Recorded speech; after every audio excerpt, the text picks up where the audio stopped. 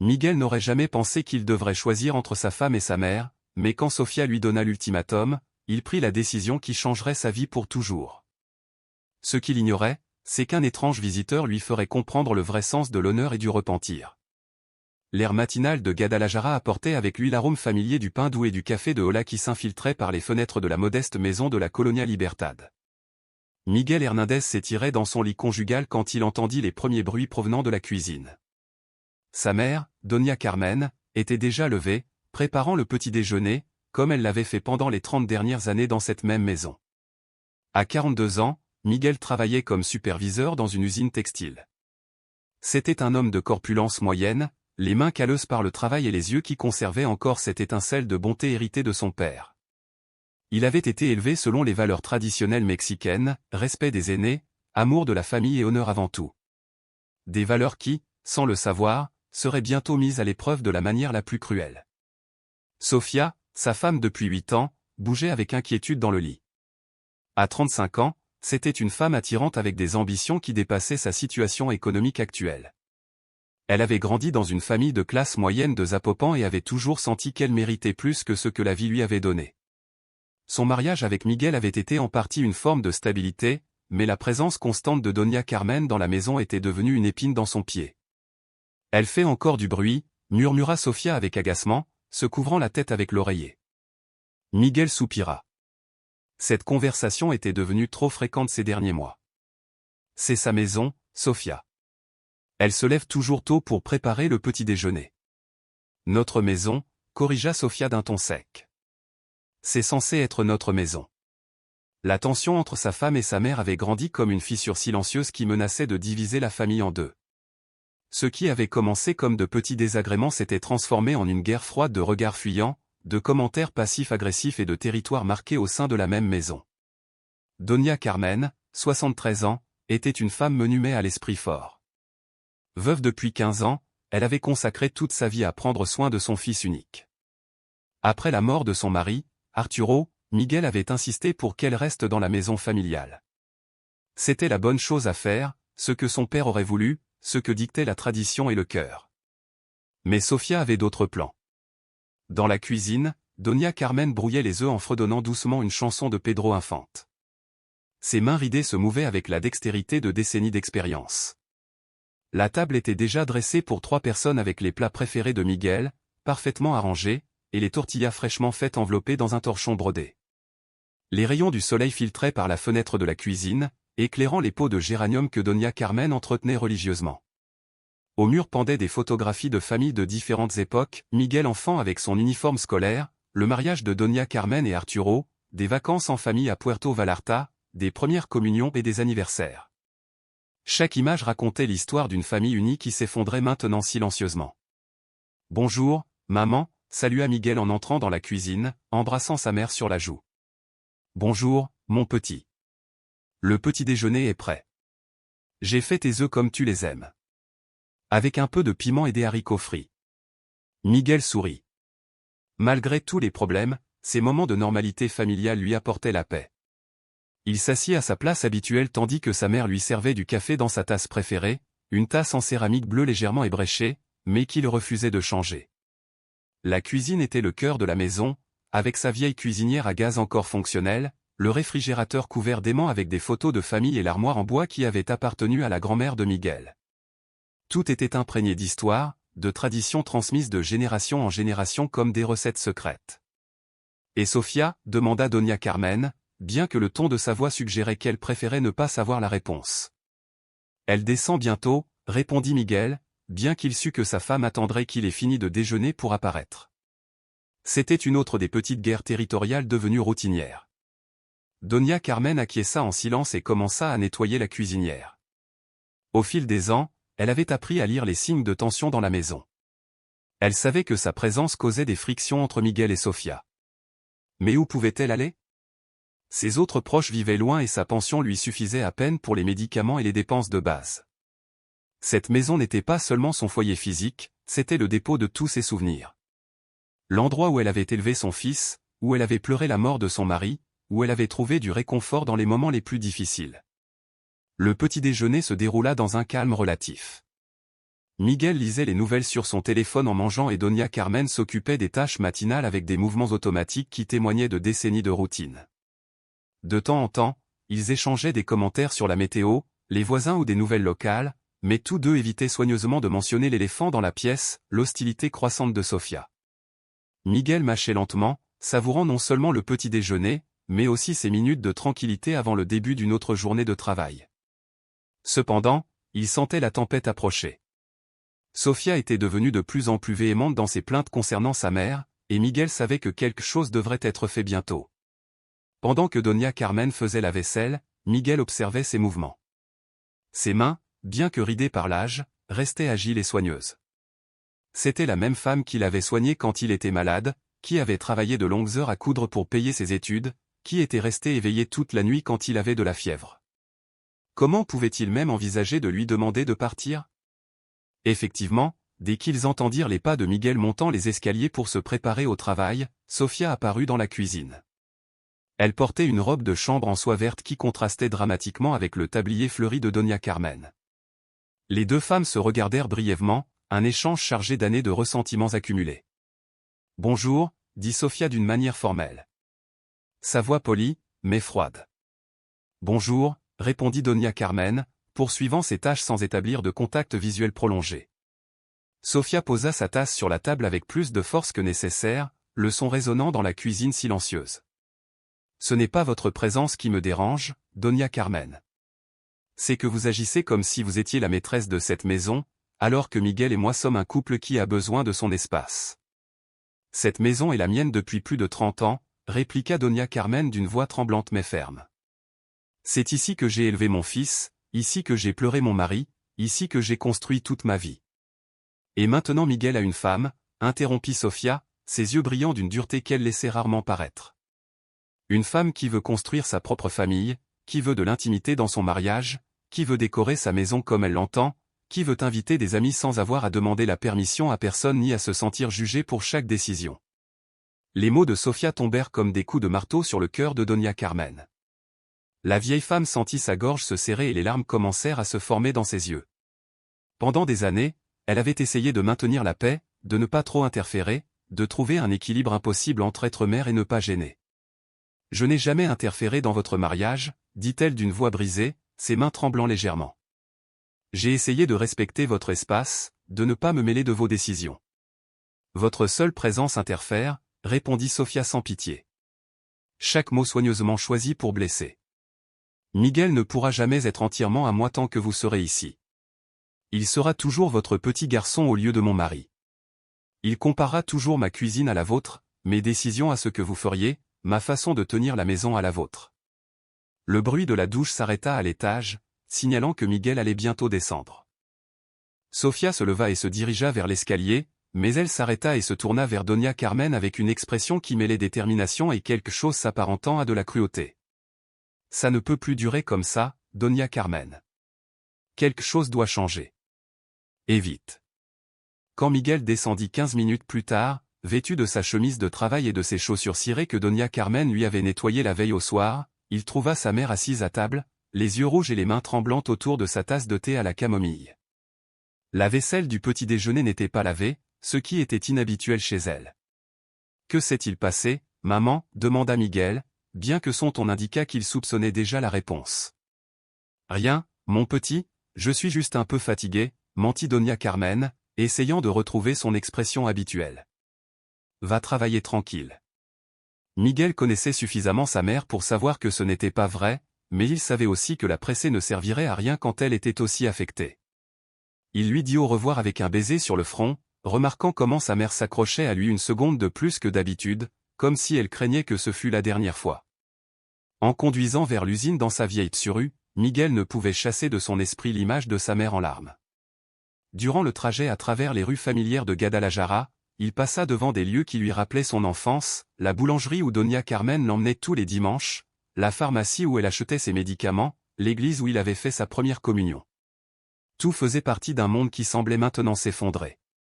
À l'usine textile, Miguel tentait de se concentrer sur ses responsabilités, mais l'image de sa mère en pleurs se répétait dans son esprit comme un disque rayé. En tant que superviseur, il devait vérifier la qualité de la production, coordonner avec les différents départements et s'assurer que les quotas quotidiens étaient respectés. C'était un travail qui exigeait une attention constante, mais ce jour-là, son esprit était divisé entre les machines à coudre et les problèmes familiaux. L'usine était un grand bâtiment bruyant, rempli du son constant des machines industrielles et des voix des travailleurs. Miguel marchait entre les rangées de couturières, la plupart des femmes d'âge moyen qui le saluaient respectueusement. Certaines lui rappelaient sa mère, travailleuse, digne, habituée à se sacrifier pour leur famille. Pendant le déjeuner, il s'assit dans la petite cour de l'usine avec Roberto, son collègue et ami depuis plus de 10 ans. Roberto était un homme plus âgé de 55 ans qui avait vécu des situations similaires dans sa propre famille.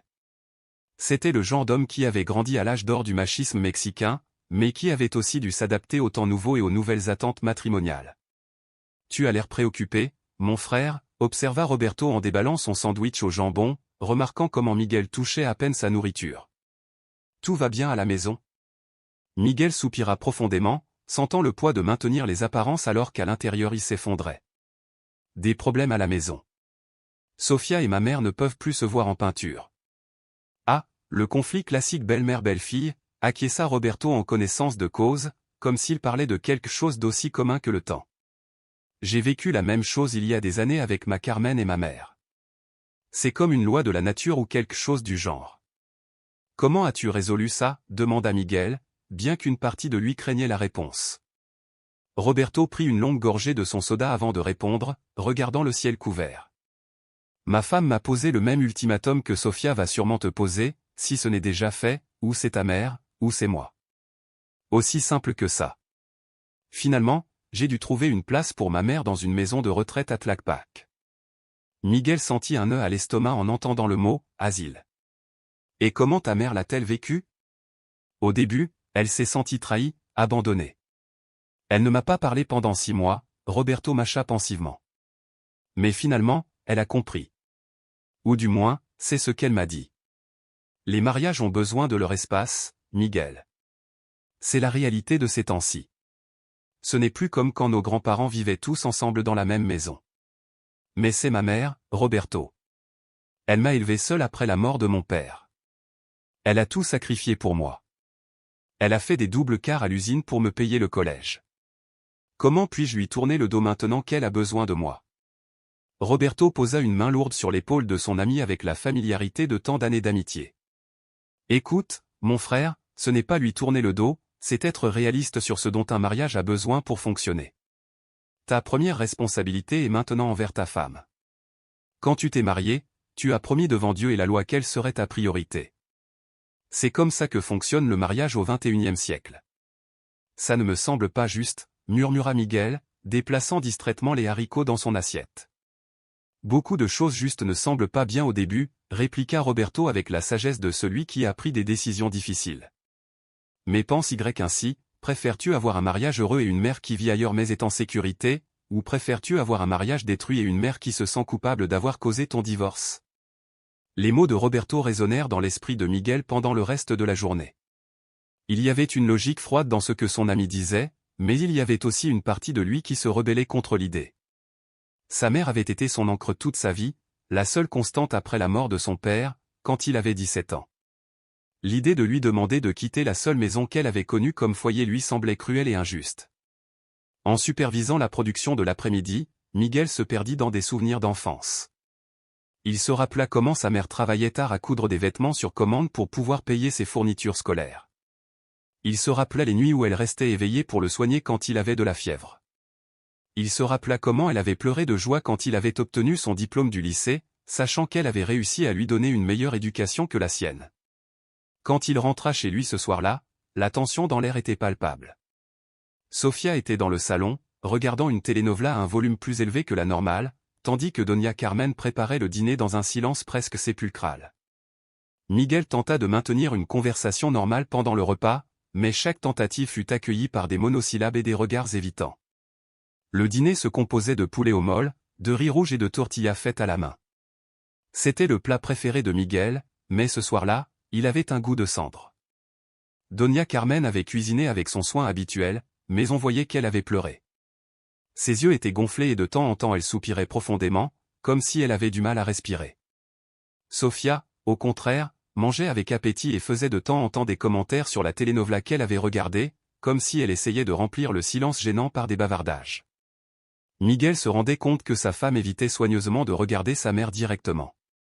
Après le dîner, pendant que Doña Carmen faisait la vaisselle avec des mouvements mécaniques, Sofia fit signe à Miguel de la suivre dans le jardin arrière. C'était un petit espace avec quelques plantes que sa mère entretenait soigneusement, des roses, des géraniums, de la menthe et un petit citronnier qui donnait des fruits toute l'année. Il y avait aussi une table en plastique blanc où ils avaient l'habitude de s'asseoir les après-midi quand le temps était agréable. La nuit était fraîche et on pouvait entendre le murmure lointain du trafic sur l'avenue principale. Les lumières de la ville créaient une douce lueur dans le ciel et des maisons voisines parvenaient le son des télévisions et des conversations familiales. « Miguel, nous devons parler », commença Sofia d'un ton sérieux que Miguel reconnaissait comme le prélude à une conversation difficile. « Je t'écoute », répondit-il, bien que son estomac se préparât déjà au pire. Sofia respira profondément, comme quelqu'un qui se prépare à sauter d'une falaise. Elle semblait déterminée, comme si elle avait répété ce moment pendant des heures. « Je n'en peux plus. Je ne peux plus vivre ainsi, avec ta mère ici, me sentant étrangère dans ma propre maison, rivalisant pour ton attention avec une femme qui ne m'accepte pas et ne le fera jamais, vivant sous un jugem. Ente constant, sentant que tout ce que je fais est mal, selon ses critères. » Miguel sentit le sol bouger sous ses pieds. Il avait redouté ce moment pendant des mois, mais il espérait pouvoir le repousser indéfiniment. « Sofia, s'il te plaît, ne recommençons pas avec ça. Ne m'interromps pas, continua-t-elle, d'une voix de plus en plus ferme et les yeux brillants d'une détermination qu'il n'avait jamais vue auparavant. J'ai essayé d'être patiente, j'ai essayé de m'adapter pendant 8 ans, mais ça ne fonctionne pas et ça ne fonctionnera jamais. Ta mère me déteste et je ne peux plus faire semblant que la situation va s'améliorer comme par magie. Ma mère ne te déteste pas, Sofia. Elle est juste habituée. Miguel, s'il te plaît. Je ne suis ni aveugle ni stupide, interrompit Sofia avec exaspération. Je vois comment elle me regarde quand j'entre dans sa cuisine. Je vois comment elle soupire quand je suggère de changer quelque chose dans la maison. J'entends comment elle parle du bon vieux temps où il n'y avait que vous deux. Elle me voit comme une intruse sur son territoire, comme la femme qui lui a volé son enfant précieux. Miguel savait que Sofia avait raison, du moins en partie. Sa mère n'avait jamais complètement caché sa préférence pour les jours où la maison était la leur. Mais il comprenait aussi le point de vue de Doña Carmen, après des décennies à être la maîtresse de maison, celle qui prenait les décisions concernant la cuisine, la décoration, les routines familiales. Elle devait soudainement partager ce rôle avec quelqu'un qui avait des idées très différentes sur la façon dont les choses devaient être. « Que veux-tu que je fasse » demanda Miguel, bien qu'il craignît la réponse de toutes ses fibres. Sofia le regarda droit dans les yeux sans ciller. Son expression était un mélange de détermination et de supplication. « Je veux que tu lui demandes de partir. » Les mots restèrent suspendus dans l'air comme une sentence de mort. Miguel sentit comme s'il avait reçu un coup physique à l'estomac. Pendant un instant, il ne put respirer, il ne put penser, il ne put que ressentir le poids énorme de ce que sa femme lui demandait. « Sofia, je ne peux pas faire ça. C'est ma mère. Elle n'a nulle part où aller. Sa pension est misérable. Elle a des sœurs dans le Michoacán, répliqua Sofia immédiatement, comme si elle avait pensé à toutes les objections possibles. Elle a des options. Elle ne va pas se retrouver à la rue. Elle a 73 ans. Toute sa vie est ici, ses médecins, ses voisins, ses souvenirs, sa routine. Tu ne peux pas me demander de la déraciner comme ça. Et je suis ta femme, répliqua Sofia, la voix s'élevant pour la première fois. Je suis censé être ta priorité maintenant. Quand nous nous sommes mariés à l'église, tu as promis de m'aimer et de me respecter par-dessus tout, l'homme quittera son père et sa mère et s'attachera à sa femme. Tu ne te souviens pas de ses vœux. Miguel se passa les mains dans les cheveux, se sentant complètement déchiré entre deux mondes irréconciliables. Ce n'est pas si simple, Sofia. Tu ne peux pas réduire 30 ans de relation mère-fils à une citation biblique. Si, c'est le cas, insista TL, se rapprochant de lui. C'est une décision que tous les hommes mariés doivent prendre à un moment donné. Soit tu choisis ta mère, soit tu me choisis moi, mais tu ne peux pas nous avoir toutes les deux parce que ça détruit notre mariage jour après jour. L'ultimatum avait finalement été prononcé. Miguel regarda vers la fenêtre de la cuisine et put voir la silhouette de sa mère en train de finir la vaisselle, se demandant probablement de quoi il parlait avec tant de secrets dans le jardin. Elle semblait petite et fragile sous la lumière de la cuisine, comme si le poids de la tension familiale la rapetissait physiquement. J'ai besoin de temps pour réfléchir, dit-il finalement, sa voix sonnant étrange même à ses propres oreilles. Miguel, j'y pense depuis des mois. J'ai été plus que patiente, au-delà du raisonnable. J'ai essayé de faire en sorte que cela fonctionne de toutes les manières possibles. Je ne peux plus continuer ainsi, cela me rend malade, cela m'empêche de dormir, cela me rend folle. Que veux-tu dire exactement? Sofia le regarda avec une froide détermination qu'il n'avait jamais vue auparavant. C'était comme s'il voyait une personne complètement différente, capable de prendre des décisions drastiques sans ciller. Je veux dire que si ta mère ne quitte pas cette maison dans les 2 prochaines semaines, je partirai. Le cœur de Miguel s'accéléra et il sentit une sueur froide dans son cou. Tu me menaces? Je ne te menace pas. Je te donne le choix. Je te mets les cartes sur table pour que tu prennes une décision éclairée. Ta mère ou ta femme, ton passé ou ton futur, ta zone de confort ou ton mariage. Mais tu ne peux pas avoir les deux. Plus maintenant. Sofia, ce n'est pas juste. La vie n'est pas juste, Miguel. Mais elle exige que nous prenions des décisions. Et j'ai déjà pris la mienne. Maintenant, c'est à ton tour. Cette nuit-là, Miguel ne put dormir. Il se tournait et se retournait dans son lit pendant que Sofia dormait à ses côtés, apparemment en paix après avoir exprimé son ultimatum. Sa respiration était profonde et irrégulière, comme si elle avait finalement libéré un fardeau qu'elle portait depuis des mois. À travers les minces murs de la maison, Miguel pouvait entendre les petits bruits nocturnes que faisait sa mère, ses pas doux vers la salle de bain, le craquement de son vieux lit, sa toux occasionnelle qu'elle avait développée ces dernières années. C'étaient des sons qui l'avaient accompagné toute sa vie, aussi familiers que sa propre respiration. Il se leva silencieusement à 3 heures du matin et alla à la cuisine pour un verre d'eau. Sur la table, il trouva une note écrite de la main tremblante de sa mère, une calligraphie qu'il avait vue sur des milliers de mots pour le déjeuner scolaire et de listes de courses. Mon petit, je sais que les choses sont très difficiles entre Sofia et moi. Je vois comment tu souffres en essayant de maintenir la paix entre nous deux. Je ne veux pas te causer plus de problèmes que tu n'en as déjà. Si tu penses que c'est mieux pour ton mariage, je peux aller rester avec ta tante Esperanza un certain temps jusqu'à ce que les choses se calment. Je veux juste que tu sois heureux et que ton mariage fonctionne. Avec tout mon amour, ta maman qui t'adore. Miguel lut la note 3 fois avant que les larmes ne commencent à couler sur ses joues. Sa mère, dans son infinie bonté et son sacrifice, était prête à tout abandonner pour son bonheur, comme elle l'avait fait toute sa vie.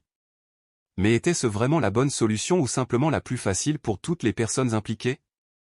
En retournant dans sa chambre, il passa devant la porte entr'ouverte de la chambre de sa mère et la vit endormie, le chapelet toujours à la main et une expression d'inquiétude que même le sommeil ne pouvait complètement effacer de son visage. Les jours suivants furent un tourment silencieux qui s'étendait comme une maladie dans toute la maison. Miguel observait sa mère se mouvoir avec une tristesse palpable, comme si elle se préparait mentalement à dire adieu à chaque recoin qui avait été son foyer pendant des décennies. Sofia, quant à elle, semblait soulagée que la fin du conflit soit proche et traitait Miguel avec une douceur renouvelée qu'elle n'avait pas montrée depuis des mois. C'était comme si la maison était divisée en 2 réalités parallèles. Dans l'une, sa mère se préparait silencieusement à un départ douloureux. Dans l'autre, sa femme se préparait avec enthousiasme à une nouvelle étape de liberté matrimoniale, mais Miguel restait coincé au milieu, se sentant comme un traître, peu importe de quel côté sa décision finale pencherait. Les jours suivants passèrent comme un film au ralenti. Miguel se réveillait chaque matin en espérant que tout n'avait été qu'un mauvais rêve, mais la réalité le frappait dès qu'il descendait à la cuisine et voyait l'expression résignée sur le visage de sa mère. Doña Carmen continuait ses routines quotidiennes, mais il y avait quelque chose de différent en elle, comme si une lumière intérieure s'était éteinte lentement. Au travail, Roberto remarqua immédiatement le changement dans le comportement de son ami. Miguel avait perdu du poids, avait de profondes cernes et semblait être en pilote automatique pendant ses responsabilités professionnelles. « As-tu pris une décision ?» lui demanda-t-il pendant la pause de l'après-midi alors qu'il partageait une cigarette dans la cour arrière de l'usine. « Je crois que oui », répondit Miguel d'une voix éteinte, regardant l'horizon urbain de Guadalajara. « Je crois que ma mère va devoir partir.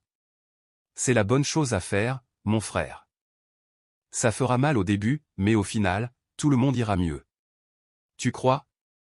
Demanda Miguel, cherchant désespérément une confirmation qu'il ne commettait pas la plus grande erreur de sa vie. J'en suis sûr. Ma mère a fini par apprécier son indépendance. Elle ne s'est plus sentie comme un fardeau et a pu mener sa propre vie. Et mon mariage a été complètement sauvé. Carmen et moi sommes heureux depuis 10 ans. Mais Miguel ne se sentait pas comme s'il sauvait quoi que ce soit. Il se sentait comme s'il trahissait tout ce en quoi il avait été élevé à croire, toutes les valeurs que son propre père lui avait inculquées avant de mourir. Ce soir-là, alors qu'il dînait dans un silence tendu devenu la nouvelle normalité, Miguel observa attentivement les deux femmes les plus importantes de sa vie. Sa mère picorait sa nourriture sans appétit, levant occasionnellement les yeux pour le regarder avec des yeux qui mêlaient amour inconditionnel et profonde tristesse. Sofia, au contraire, mangeait normalement et lui souriait de temps en temps avec une chaleur qui avait été absente pendant des mois. Le molle est délicieux, maman, dit Miguel, essayant d'injecter un peu de normalité dans la situation. Merci, mon petit. J'ai utilisé la recette de ta grand-mère avec le chocolat que tu aimes tant. Sofia ne fit aucun commentaire sur la nourriture, comme elle le faisait auparavant. C'était une autre des petites façons dont elle avait marqué son territoire. Elle ne louait plus la cuisine de Doña Carmen, comme si reconnaître ses talents culinaires était admettre la défaite dans leur guerre silencieuse. Après le dîner, Miguel aida sa mère à faire la vaisselle, ce qu'il n'avait pas fait depuis des années. Pendant qu'il essuyait un verre, Doña Carmen lui parla sans le regarder dans les yeux. « Miguel, as-tu lu ma note ?»« Oui, maman, je l'ai lu. »« As-tu réfléchi à ce que je t'ai dit ?» Miguel continua d'essuyer le même verre pendant plusieurs secondes, incapable de former les mots. « Maman, serais-tu vraiment prête à partir ?» Doña Carmen arrêta ses mains dans l'eau savonneuse et le regarda finalement directement. « Si c'est ce dont tu as besoin pour être heureux, oui. Mais c'est ta maison. Tu as vécu ici depuis que tu t'es marié avec papa. Et j'y ai été heureuse. Mais les temps changent, mon petit. Les familles changent. Ce qui était normal à mon époque ne l'est plus maintenant. Ça ne me semble pas juste. La justice est un luxe que les femmes de mon âge ne peuvent plus se permettre, répondit-elle avec une sagesse triste. Parfois, il ne nous reste que la résignation et l'espoir que nos enfants soient plus heureux que nous. Ces mots se plantèrent dans le cœur de Miguel comme des poignards. Sa mère était prête à sacrifier son confort, son foyer, sa stabilité émotionnelle, juste pour qu'il puisse avoir un mariage en paix. C'était le dernier acte d'amour maternel, mais cela ressemblait aussi à une trahison de tout ce qu'elle lui avait enseigné sur la famille et la loyauté. Le soir où il décida enfin de parler formellement à sa mère de la situation, il pleuvait doucement sur Guadalajara. Le son des gouttes contre les fenêtres créait une bande-son mélancolique pour la conversation la plus difficile de sa vie. Il trouva Doña Carmen dans le salon, tricotant un pull bleu pour le petit-fils d'une voisine. Ses doigts se mouvaient avec la pratique de décennies, mais Miguel remarqua qu'il tremblait légèrement. La télévision était allumée sur la chaîne d'information locale, mais le volume était si bas que ce n'était qu'un murmure de fond. « Maman, nous devons parler. » Elle leva les yeux de son tricot et le regarda avec des yeux qui savaient déjà ce qui allait venir. Il y avait une résignation dans son expression qui brisa le cœur de Miguel en deux. C'est à propos de la situation avec Sofia. Miguel s'assit à ses côtés sur le vieux canapé où il avait regardé la télévision enfant, où il avait fait ses devoirs au collège, où il avait reçu du réconfort après des déceptions amoureuses de jeunesse, où sa mère l'avait soigné pendant chaque maladie de son enfance. « Maman, c'est la chose la plus difficile que j'ai jamais eu à dire. » Doña Carmen posa son tricot sur ses genoux et prit les mains de son fils entre les siennes. Ses paumes étaient rugueuses par des décennies de travail, mais son toucher restait le même qu'il avait consolé depuis bébé. « Dis-moi, mon petit, n'aie pas peur. Je crois qu'il serait préférable que tu ailles vivre chez tante Esperanza pendant un certain temps, juste le temps que les choses se calment ici. » Bien qu'il s'attendît à ces mots, les entendre prononcer à voix haute fut comme recevoir une gifle physique. Doña Carmen ferma les yeux et respira profondément avant de répondre, comme si elle avait besoin de puiser de la force d'un endroit très profond. « C'est ce que tu veux ou c'est ce que Sofia veut ?» La question le désarma complètement. Pendant des jours, il avait essayé de se convaincre que c'était sa décision, que c'était le mieux pour toutes les personnes impliquées, mais au fond, il connaissait la vérité. Et sa mère, avec cette intuition maternelle qui ne faillit jamais, était allée directement au cœur du problème. « Maman, mon mariage s'effondre. Sofia dit qu'elle ne peut plus vivre ainsi. Elle dit que si tu ne changes pas les choses, elle partira. Et toi, qu'est-ce que tu en dis? Qu'est-ce que tu veux vraiment ?» Miguel resta silencieux un long moment. C'était la question qu'il avait évité de se poser. Que voulait-il vraiment? Croyait-il vraiment que chasser sa mère était la bonne solution ou choisissait-il simplement le chemin de la moindre résistance? Je dis que je ne sais plus quoi faire. Je me sens piégé entre vous deux. Donia Carmen lui caressa les mains avec une tendresse infinie. Mon petit, je ne veux pas que ton mariage se termine à cause de moi. Si ma présence ici cause tant de problèmes, alors je partirai, mais je veux que tu saches que tu n'as pas à te sentir coupable. Comment ne pas me sentir coupable? Tu es ma mère, tu m'as donné la vie. Tu m'as élevé seul après la mort de papa. Tu as travaillé 2 emplois pour m'envoyer à l'école. Et tout cela, je l'ai fait avec amour, pas comme un investissement qui attendait une récompense, l'interrompit-elle doucement. Un fils ne doit rien à sa mère pour l'avoir élevé. C'est la responsabilité que l'on accepte quand on décide d'avoir des enfants. Mais papa m'a toujours dit de prendre soin de toi. C'était sa dernière demande avant de mourir. Les yeux de Donia Carmen se remplirent de larmes en se souvenant de son défunt mari. Ton père était un homme bon, mais il vivait à une autre époque. Il ne pouvait pas imaginer un monde où les familles ne vivent plus ensemble comme avant. Je ne veux pas le décevoir. Tu ne décevras personne, mon petit. Tu essaies d'être un bon mari et c'est important aussi. Les larmes que Miguel avait retenues commencèrent finalement à couler. Je suis désolé, maman. Je suis tellement désolé que nous en soyons arrivés là. Je suis désolé de ne pas avoir trouvé un moyen de faire fonctionner les choses. Ne t'excuse pas, mon fils. Tu n'as rien à te reprocher. Tu as été le meilleur fils qu'une mère puisse souhaiter, le plus affectueux, le plus respectueux, le plus travailleur. Maintenant, tu dois aussi être un bon mari. Ce soir-là, Miguel aida sa mère à commencer à emballer ses affaires.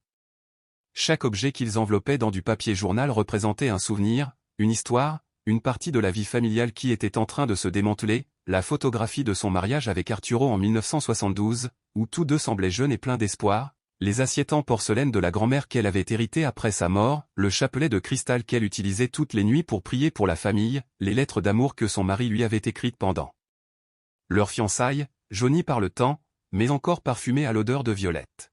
« Es-tu sûr que tante Esperanza peut t'accueillir » demanda Miguel en pliant soigneusement les vêtements de sa mère. Je l'ai appelée hier après-midi.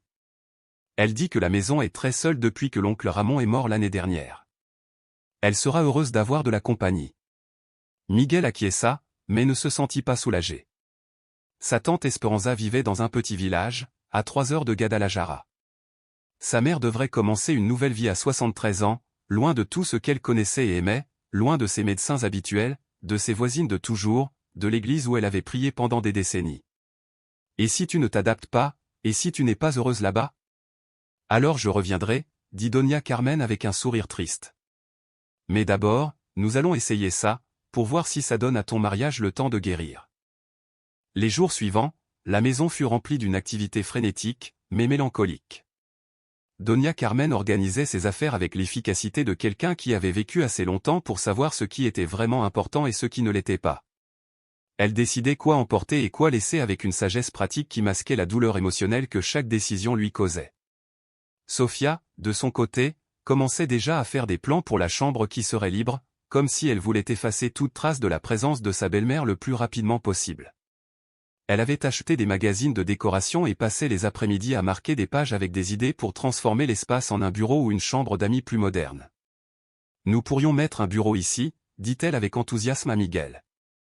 Et peut-être changer ces vieux rideaux pour quelque chose de plus contemporain. Chaque suggestion ressemblait à un coup de poignard pour Miguel. Sofia ne voulait pas seulement que sa mère parte, elle voulait effacer toute preuve de sa présence passée. C'était comme si elle planifiait les funérailles de quelqu'un qui était encore en vie. Peut-être devrions-nous attendre un peu, suggéra faiblement Miguel, pour voir comment ça se passe avec le changement. Pour voir comment ça se passe avec quoi, Miguel? Ta mère ne reviendra pas. Plus vite nous accepterons cette réalité et irons de l'avant, mieux ce sera pour tout le monde, y compris elle. La froideur avec laquelle Sofia prononça ces mots fit que Miguel la regarda comme si elle était une étrangère. Avait-elle toujours été aussi calculatrice ou le processus de chasser sa mère de la maison avait-il révélé une partie d'elle qu'il n'avait jamais vue auparavant? La veille du départ de Donia Carmen, Miguel la trouva assise dans le jardin arrière, regardant les plantes qu'elle avait entretenues pendant tant d'années. Les roses étaient en pleine floraison. Les géraniums remplissaient l'air de leur doux parfum et le citronnier était chargé de fruits verts qui seraient mûrs dans quelques semaines. Qui va s'occuper de mes plantes, demanda-t-elle d'une voix triste, touchant doucement les pétales d'une rose rouge. Je vais m'en occuper, maman. Je te promets que je ne les laisserai pas mourir. Elle sourit, mais Miguel put voir qu'elle ne le croyait pas vraiment. Il connaissait Sofia suffisamment pour savoir qu'elle avait d'autres projets pour le jardin. Elle avait mentionné plusieurs fois qu'elle voulait moderniser l'espace extérieur. Miguel, je veux que tu saches quelque chose d'important, dit Doña Carmen après un moment de silence, tandis qu'une brise nocturne agitait les feuilles du citronnier. Je ne t'en veux pas pour ça, pas du tout. Je comprends que les temps ont changé depuis que j'étais jeune. Si, tu devrais m'en vouloir. J'aurais dû trouver un moyen de faire fonctionner les choses. Quand j'ai épousé ton père en 1972, c'était différent. Les familles restaient unies quoi qu'il arrive. La belle-mère vivait avec les enfants jusqu'à sa mort et les Brûle l'acceptaient parce que c'était la tradition. Mais maintenant les choses sont différentes. Les jeunes femmes veulent leur indépendance, leur espace. Ça ne devrait pas être comme ça, murmura Miguel, se sentant comme s'il perdait une bataille contre des forces qu'il ne pouvait contrôler. Peut-être pas, mais c'est ainsi, et nous devons nous adapter ou souffrir inutilement. Je ne veux pas que tu souffres à cause de moi. Je souffre déjà, maman. J'ai l'impression de trahir tout ce que tu m'as appris sur la famille. Tu ne me trahis pas, mon petit. Tu essaies d'être un homme bon dans des circonstances difficiles. C'est ce qui compte. Cette nuit-là, Miguel dormit à peine. Il entendait chaque mouvement de sa mère dans sa chambre, sachant que c'était la dernière nuit qu'il l'aurait sous le même toit. Sofia dormait profondément à ses côtés, enfin en paix, sachant que sa bataille était gagnée et qu'elle aurait bientôt la maison entièrement pour elle. À un moment donné au milieu de la nuit, Miguel se leva et se rendit dans la chambre de sa mère. La porte était entr'ouverte et il la vit éveillée, assise au bord du lit, tenant une photographie. C'était une image d'elle, de Miguel et de son père, prise dans le jardin de la maison quand il avait environ 12 ans. Tous les trois souriaient sincèrement, inconscients des problèmes que l'avenir leur apporterait. « Je ne peux pas dormir », murmura Doña Carmen en réalisant que son fils était à la porte. Miguel entra et s'assit à côté d'elle sur le lit. « Moi non plus. Tu te souviens quand nous avons pris cette photo ? C'était ton 12e anniversaire. Ton père avait fait des heures supplémentaires toute la semaine pour t'acheter ce vélo que tu voulais tant. Je me souviens. Il était rouge avec des rayures blanches, le plus beau du quartier. Tu étais heureux ce jour-là, tu n'arrêtais pas de faire des tours dans le jardin, le montrant à tous les voisins. Ils restèrent silencieux pendant quelques minutes, perdus dans les souvenirs de temps plus simples. Finalement, Doña Carmen parla à nouveau. « Miguel, je veux que tu me promettes quelque chose. Tout ce que tu veux, maman. Promets-moi que tu ne porteras pas le fardeau de la culpabilité pour cela. Promets-moi que tu seras heureux avec Sofia et que vous construirez une belle vie ensemble. Maman, promets-le-moi. C'est la seule chose que j'ai besoin d'entendre avant de partir. » Miguel la serra fort dans ses bras, respirant pour la dernière fois l'odeur familière de son parfum bon marché et de son shampoing à la camomille. « Je te le promets, maman. Je vais essayer d'être heureux. C'est tout ce qu'une mère peut demander. » Le lendemain matin, Miguel prit sa journée de congé pour conduire sa mère chez tante Esperanza. Le ciel était gris et menaçait de pluie, comme si même le temps conspirait pour rendre la journée plus mélancolique. Il chargea les 2 grandes valises et les 3 cartons d'affaires dans sa vieille Tsuru, tandis que Doña Carmen disait au revoir aux voisines venues la voir partir. C'était comme des funérailles de son vivant, de longues étreintes, des larmes contenues, des promesses de rester en contact que tous savaient difficiles à tenir. Doña Lupita, la voisine d'un accent grave côté qui était amie avec Doña Carmen depuis 15 ans, pleurait ouvertement. « Ce ne sera pas la même chose sans toi, Carmen. Ce quartier n'aura plus le même cœur sans toi. Prends soin de mes plantes si tu peux, Lupita, et veille sur Miguel. Parfois, il oublie de manger quand il est préoccupé par le travail. Ne t'inquiète de rien, tout ira bien. » Mais ses yeux disaient autre chose. Tout le monde savait que quelque chose de fondamental était en train de changer dans le quartier, que le départ de Doña Carmen marquait la fin d'une époque. Sofia lui dit au revoir formellement à la porte de la maison, sans embrassade ni larmes.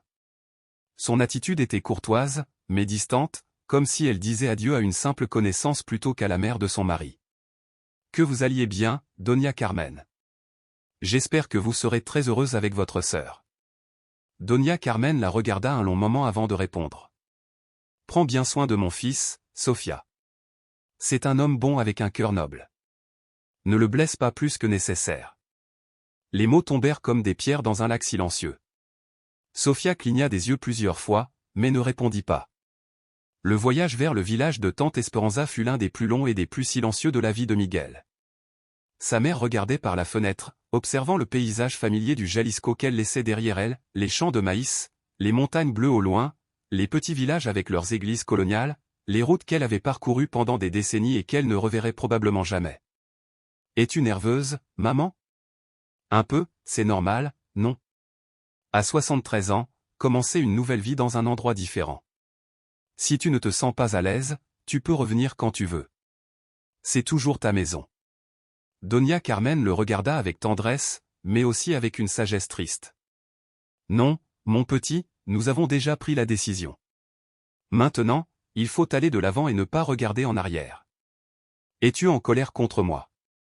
En colère, non, Miguel. Je suis triste, mais pas en colère. La tristesse est différente de la colère. La tristesse peut être portée avec dignité. Quand ils arrivèrent au village de Tante Esperanza, une petite communauté de rues pavées et de maisons coloniales, Miguel sentit un nœud dans sa gorge. C'était pittoresque et tranquille, mais cela ressemblait aussi à l'exil. Sa mère devrait s'adapter à un rythme de vie complètement différent, à de nouvelles routines, à de nouveaux visages. La maison de Tante Esperanza était modeste, mais accueillante, avec un petit jardin devant rempli de bougainvilliers violets et l'arôme de cannelle et de café qui s'échappait par les fenêtres ouvertes. Esperanza, une femme de 70 ans similaire à Doña Carmen, mais avec une énergie plus vibrante, les accueillit à bras ouverts. « Carmen, ma sœur, quel plaisir de te voir ici. Ta chambre est prête et j'ai préparé ton plat préféré. » Merci, Esperanza. J'espère ne pas vous causer de dérangement. Dérangement? Au contraire, cette maison a été très silencieuse depuis la mort de Ramon. Ce sera comme au bon vieux temps quand nous étions petites. Miguel put voir dans les yeux de sa mère une faible lueur d'espoir. Peut-être, juste peut-être, ce changement ne serait-il pas aussi traumatisant qu'il l'avait craint. Après avoir déchargé les valises et s'être assuré que sa mère était installée dans la chambre qui serait son nouveau foyer, vint l'inévitable moment des adieux. Ils s'étreignirent à la porte de la maison de Tante Esperanza, sous le ciel gris qui commençait enfin à laisser tomber les premières gouttes de pluie. « Je viendrai te rendre visite chaque week-end, promit Miguel, bien qu'il sût que Sofia n'en serait pas contente. « Tu n'as pas à le faire, mon petit. Tu as ta vie, ta femme, ton travail.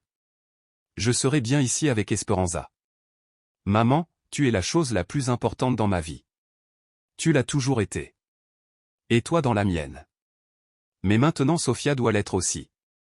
C'est comme ça que ça doit être. » Ils s'étreignirent une fois de plus et Miguel sentit comme s'il disait adieu à plus que sa mère. Il disait adieu à une partie de lui-même, à son enfance, à ses valeurs les plus profondes, à tout ce qu'il pensait savoir sur l'honneur, la famille et la loyauté. En rentrant à Guadalajara, sous la pluie qui tombait maintenant avec plus d'intensité, Miguel se sentait complètement vide à l'intérieur. Il avait fait ce que Sofia voulait, ce que Roberto lui avait conseillé, ce qui semblait être la bonne chose selon les standards modernes du mariage. Mais il ne se sentait pas triomphant, il se sentait comme la plus grande trahison de sa vie. Quand il rentra chez lui ce soir pluvieux, Sofia l'attendait avec un dîner spécial et une attitude affectueuse qu'elle n'avait pas montrée depuis des mois. Elle avait préparé des chiles en nogada, son plat préféré, et avait mis des bougies sur la table de la salle à manger. La maison semblait étrangement silencieuse, sans les sons familiers de Doña Carmen, sa toux douce, ses pas dans les escaliers, le murmure de ses prières nocturnes. « Comment ça s'est passé ?» demanda Sofia en lui servant l'assiette avec un sourire qui se voulait réconfortant, mais qui n'atteignait pas complètement ses yeux. « Bien, elle est installée chez ma tante, » répondit Miguel automatiquement, bien que sa voix sonnât creuse même pour lui-même. Les jours qui suivirent établirent un nouveau rythme dans la maison, un rythme qui semblait artificiel et forcé. Miguel se réveillait sans l'arôme du café fraîchement moulu et des haricots frits de sa mère. Sofia semblait plus heureuse que jamais, commençant immédiatement les changements qu'elle avait prévus depuis des mois. La chambre de Doña Carmen fut entièrement vidée et transformée en un bureau moderne.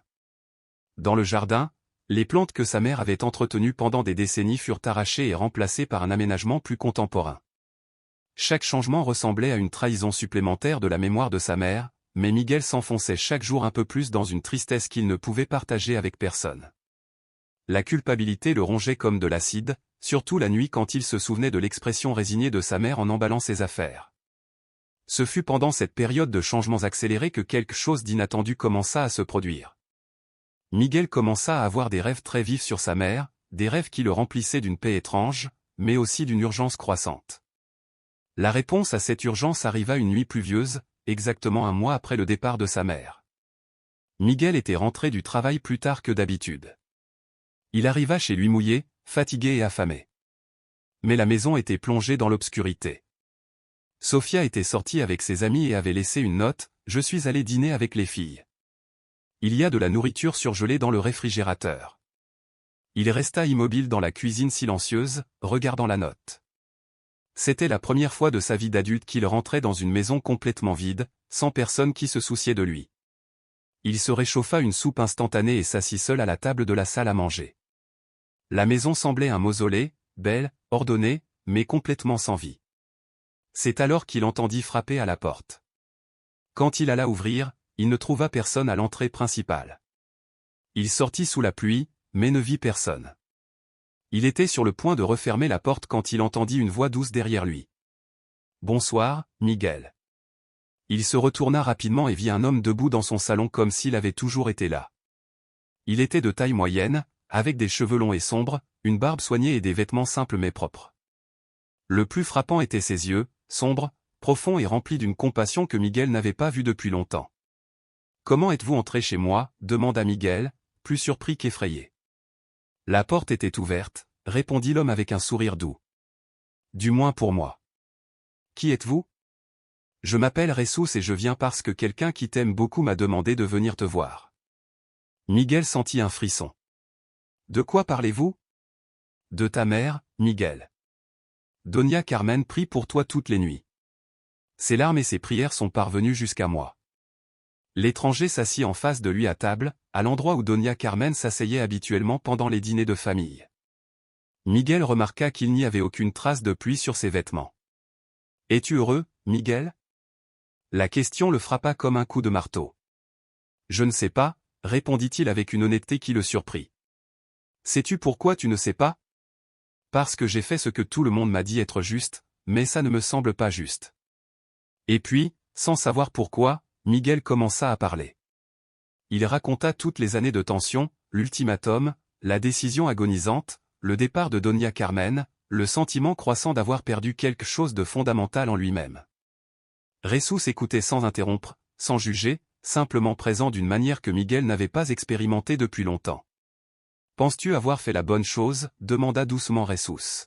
« Tout le monde me dit oui, mais je ne te demande pas ce que tout le monde dit. Je te demande ce que tu crois au plus profond de ton cœur. Je crois que j'ai abandonné la personne qui m'aime le plus au monde pour faire plaisir à quelqu'un qui ne m'aime que sous condition. » Jesus sourit tristement. « C'est une observation très sage. Sais-tu ce qui fait le plus mal dans tout ça?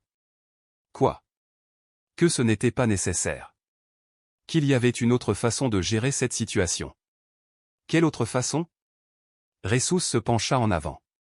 T'es-tu déjà demandé pourquoi Sofia voulait vraiment que ta mère parte? Elle disait que vous ne pouviez pas avoir d'intimité, c'étaient ses mots. Mais quelle était sa vraie peur? Miguel fronça les sourcils, réfléchissant. La peur de Sofia n'était pas ta mère, Miguel. C'était la peur de ne pas être suffisante pour toi. C'était la peur que tu ne l'aimes jamais autant que tu aimes ta mère. Les mots frappèrent Miguel comme une révélation. Ta responsabilité était d'être le pont entre les deux femmes que tu aimes, pas le juge qui décide entre elles. Mais c'est trop tard. Est-ce trop tard? Jesus tendit sa main. Donne-moi ta main. Dès que Jesus la toucha, Miguel sentit une chaleur se répandre dans tout son corps. Ferme les yeux. Soudain, il se retrouva transporté. Il était sur le porche de la maison de tante Esperanza. Il pouvait voir sa mère à l'intérieur, assise près de la fenêtre, tricotant et pleurant silencieusement. Tu la vois? Oui. Ta mère est en train de mourir lentement de tristesse, Miguel. Non pas à cause du changement de maison, mais parce qu'elle croit avoir perdu son fils pour toujours. Miguel vit que sa mère avait perdu du poids. Elle avait de profondes cernes et ses mains tremblaient plus que d'habitude. Pendant ce temps, ta mère passe ses journées à se demander ce qu'elle a fait de mal, pourquoi son fils unique n'a plus besoin d'elle. Les images s'estompèrent et Miguel ouvrit les yeux, de retour dans sa salle à manger. Maintenant, tu comprends le vrai coup de ta décision. Miguel pleurait. Oui, mais je ne sais pas comment réparer ça. Veux-tu vraiment réparer ça? Plus que tout au monde. Alors tu dois être prêt à payer le prix d'être complètement honnête. Jesús lui montra alors une autre vision, Miguel parlant honnêtement avec Sofia. Des conversations difficiles, sincères. Des limites clairement établies, mais avec amour. Une famille qui fonctionnait parce que chacun comprenait sa place. Es-tu prêt à risquer ton mariage pour sauver ton âme? Miguel pensa à sa mère pleurant seule, aux promesses brisées. Oui, je suis prêt. À ce moment-là, on entendit le bruit de clés dans la porte. Sofia était rentrée. Miguel se retourna et quand il reporta son regard vers Jesús, il avait disparu. À sa place, il y avait une petite rose rouge. Miguel, cria Sofia depuis l'entrée. Miguel se leva, rangeant la rose dans sa poche. J'arrive, mon amour. Nous devons parler. Sofia entra dans le salon avec un sourire, mais en voyant l'expression sérieuse de Miguel, son visage changea. Qu'est-ce qui se passe? Tu vas bien? Miguel respira profondément. Sofia, j'ai commis une terrible erreur et je dois la réparer. De quoi parles-tu? De ma mère. Je n'aurais pas dû la chasser de la maison. Ce fut la décision la plus lâche et cruelle de ma vie. Le visage de Sofia se durcit immédiatement. Miguel, nous avons déjà parlé de ça. C'était la bonne chose à faire. Non, ce n'était pas le cas. Et tu le sais. Au fond de ton cœur, tu sais que ce que nous avons fait était mal. Nous n'allons pas revivre ça. Ma mère est malade de tristesse. Sofia est en train de mourir parce qu'elle croit que je l'ai abandonnée. Ta mère va bien. Elle est avec sa sœur. Elle ne va pas bien, cria Miguel, se surprenant lui-même par la force de sa voix. Et je ne vais pas bien, et toi non plus, même si tu fais semblant. Sofia recula d'un pas, de quoi parles-tu? Je parle du fait que nous avons construit notre mariage sur la souffrance d'une vieille femme innocente. Je parle du fait que tu as choisi de détruire une famille au lieu d'apprendre à en faire partie. Je n'ai rien détruit. Ta mère ne m'a jamais accepté et tu l'as acceptée. As-tu jamais vraiment essayé de la comprendre, de trouver un juste milieu? Sofia resta silencieuse, ses yeux se remplissant de larmes. Sofia, je t'aime.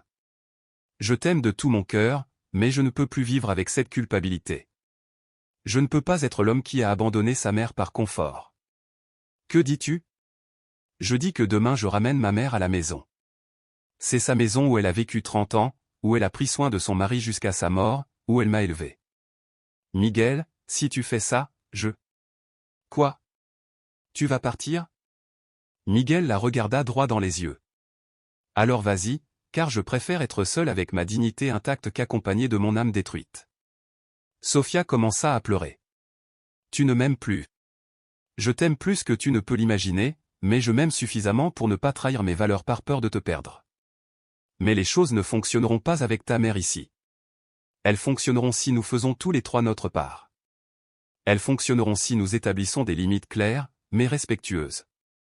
Elles fonctionneront si nous choisissons l'amour plutôt que l'orgueil. Miguel s'approcha de Sofia et prit ses mains.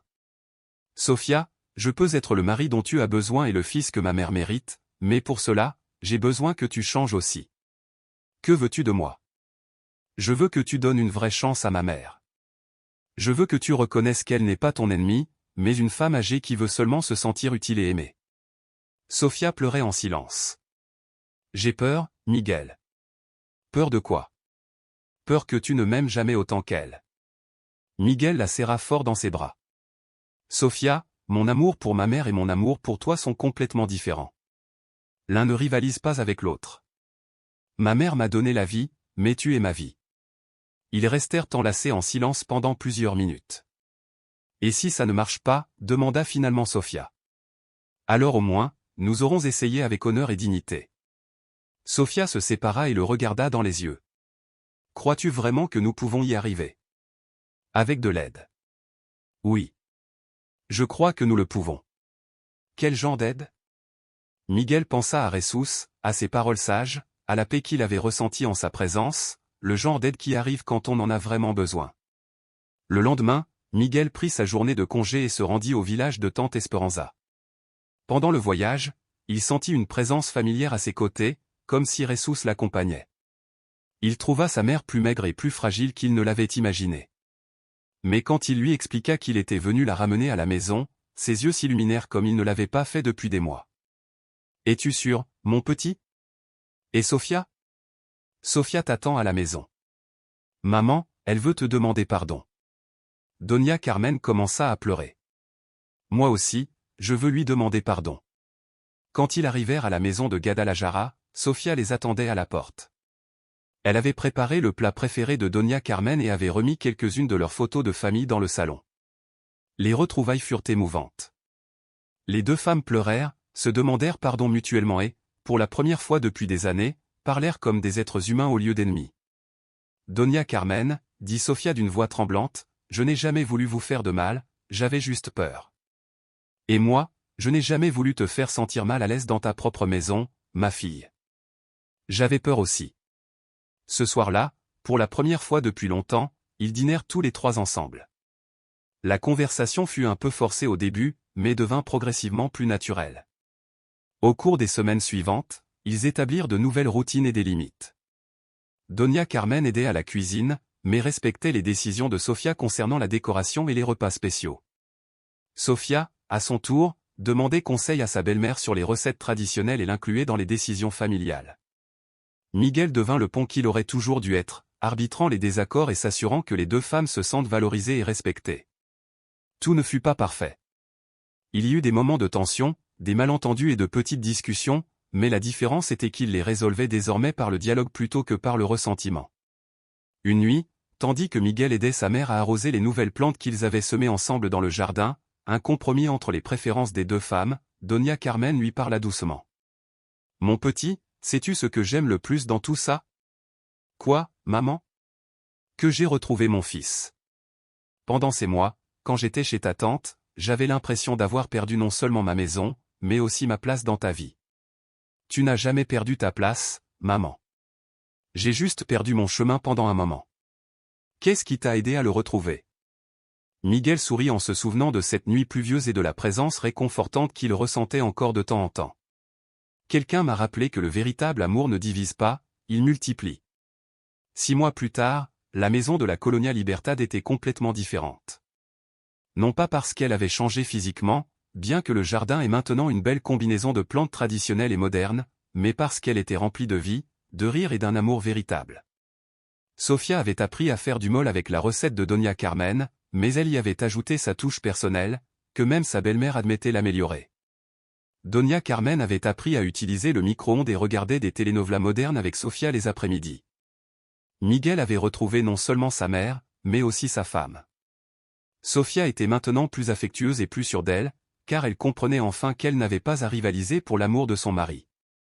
Un après-midi, alors qu'ils préparaient tous les trois des tamales pour la fête d'anniversaire de Doña Carmen, Miguel sentit une présence familière. Il se tourna vers la fenêtre et, un instant, crut voir Jesús debout dans le jardin, souriant et acquiesçant avec approbation.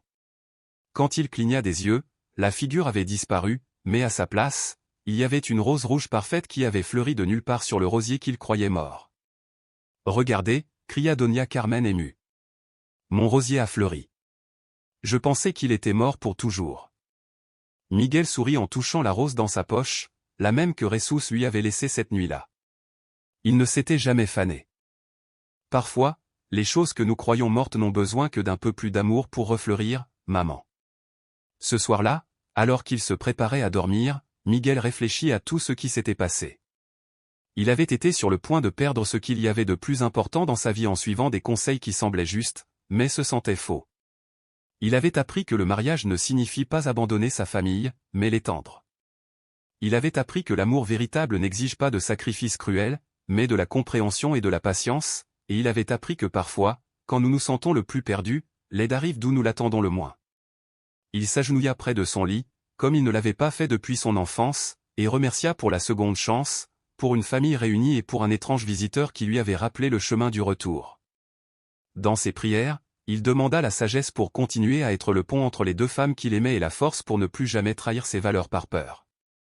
Quand il eut fini de prier, Il ressentit une paix profonde qu'il n'avait pas connue depuis des années. Il savait que sa vie ne serait pas parfaite, aucune vie ne l'est, mais elle serait authentique. Et dans le salon, où 3 chaises entouraient une table une fois de plus dressée pour une famille complète, une 4e chaise restait vide, comme si elle attendait un visiteur qui serait toujours le bienvenu, mais qui ne serait peut-être plus nécessaire, car Miguel avait appris la leçon la plus importante de toutes, que l'amour véritable ne divise pas, mais multiplie, et qu'il n'est jamais trop tard pour faire ce qui est juste quand le cœur est prêt à changer. Fin. Et toi, qu'aurais-tu fait à la place de Miguel? Cette histoire nous rappelle que les décisions les plus difficiles de la vie ne sont souvent pas entre le bien et le mal, mais entre 2 façons différentes d'aimer. Miguel a dû apprendre qu'il n'avait pas à choisir entre sa mère et sa femme, mais à trouver un moyen d'honorer les deux. As-tu déjà été confronté à une situation similaire? As-tu dû choisir entre des personnes importantes dans ta vie? Raconte-nous ton expérience en commentaire et comment tu l'as résolue. Si cette histoire t'a touché le cœur, n'oublie pas de la liker. Si elle t'a ému, commente ta partie préférée. Abonne-toi pour plus d'histoires qui changent des vies. Partage avec quelqu'un qui a besoin d'entendre ce message. Rappelons-nous toujours que le véritable amour n'exige pas que nous abandonnions nos proches, mais que nous apprenions à tous les aimer mieux. Quel a été le moment le plus émouvant de l'histoire pour toi? Penses-tu que Miguel a pris la bonne décision au final? Laisse-nous ton avis.